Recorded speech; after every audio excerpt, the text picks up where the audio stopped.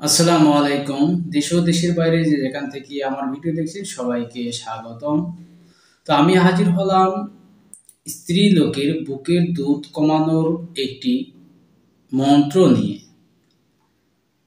কারণ অনেক স্ত্রী লোকের বাতাস লেগে বুকে দুধ বেড়ে যায়, বা এমনিতেও অনেক সময় গর্ভপাতের কারণেও বুকে দুধ আসে বা বেড়ে যায়। সেই ক্ষেত্রে কিভাবে সেটি কমাবে? তো আমার চ্যানেলে তন্ত্র মন্ত্র গাছগাছরা টটকা দ্বারা যে সকল কার্যসিদ্ধির কথা বলা হয়ে থাকে, তা না জেনে প্রয়োগের ফলে যদি কোনো ব্যাঘাত ঘটে, তার জন্য প্রকাশক এবং চ্যানেল কর্তৃপক্ষ কোনোভাবেই দায়ী থাকবে না। তাই সিদ্ধি গুরুর অনুমতি নিয়ে বুঝে শুনে নিজ দায়িত্বে কাজগুলো করবেন। অন্যায় কাজে সম্পূর্ণরূপে ব্যবহার নিষিদ্ধ। তো ভিডিওটি শুরু করার পূর্বে যে সকল দর্শক এই চ্যানেল নতুন এখনো সাবস্ক্রাইব করেননি, চ্যানেলটি এখনই সাবস্ক্রাইব করে দিন, পাশে থাকা বেল আইকনটি বাজিয়ে দিন। ইতিমধ্যে যারা সাবস্ক্রাইব করেছেন তাদেরকে অসংখ্য ধন্যবাদ। তো বিশেষ করে অনেক ক্ষেত্রে লক্ষ্য করে দেখা যায়, অনেক মা বোন আছেন অনেক ক্ষেত্রে গর্ভ ধারণ করছেন, কিন্তু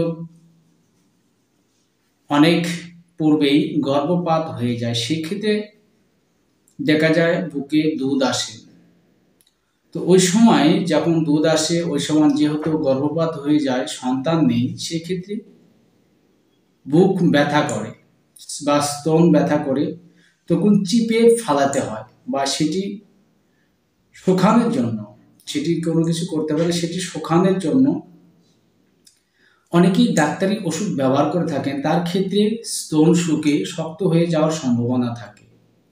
আর যখন এই মন্ত্র পড়ে আপনারা কাজ করবেন, তখন কিন্তু ওই সমস্যাটি হওয়ার সম্ভাবনা নেই।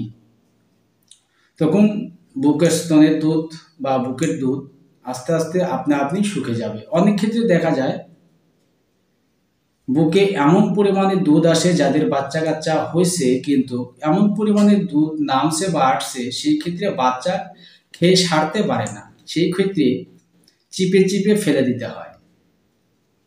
তো ওই ক্ষেত্রে একই নিয়মে একইভাবে যদি আপনারা মন্ত্রটি প্রয়োগ করেন, তাহলে সেটি কিন্তু আস্তে আস্তে কমে যাবে। সেই ক্ষেত্রে কিন্তু আপনারা যেই সমস্যার সম্মুখীন সেগুলো হতে হবে না। তো এটির পরিবর্তে অন্য আরেকটি মন্ত্র আছে, যা দুধ বাড়ানোর বা দুধ বুকে নামানোর একটি মন্ত্র বা যন্ত্র দেওয়া আছে। সেখানেও দেখে নিয়ে যাদের শুকে গেছে, যারা বাড়াবেন তারা সেটি বাড়াতে পারবেন। এর বিপরীত মন্ত্র আছে। তো বেশি কথা না বাড়িয়ে চলুন আমরা মন্ত্রটি স্ক্রিনে দেখে নিই। মন্ত্রটি কি? মন্ত্রটি হচ্ছে, অষ্টচক্র ভদ্র আদি মুখেতে মন্ত্র লরে, দোহাই লাগে আল্লাহ রাসুলের সিংহাসন ছাড়িয়া ভূমিতে পড়ে, ডাইনে কালি বামে দুধ, মধ্যে আইসি চণ্ডালের পুত, চল মা চণ্ডী চল, যেই কামে দাঁড়াইয়াছি সেই কাম সিদ্ধি কর, দোহাই লাগে আল্লাহ রাসুলের, দোহাই লাগে ব্রহ্মা বিষ্ণু ঈশ্বর মহাদেবের মাথা খাস।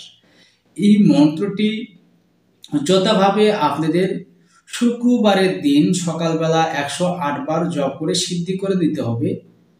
সিদ্ধি হয়ে যাবার পরে যদি এরকম কোনো, আমি যেগুলো বর্ণনা পূর্বে করলাম, এসব এর মধ্যে যদি কোনো মা বোন থাকে বা পড়ে যায়, সেই ক্ষেত্রে মন্ত্রটি 3 বার জপ করে বুকের পুরে ফুঁক দিবেন। দিলে পারে সেটি কিন্তু কমে যাবে। আর এটি কিন্তু নাগাদার 3 দিন করতে হবে। তো এটি যা আপনি হয়তো স্ত্রীলোক, আপনার হয়তো সমস্যা, এটি আপনি নিজেই নিজের স্তনে করতে পারবেন, এবং আপনি না পারলে আপনার স্বামীকে দিয়ে করে নেবেন।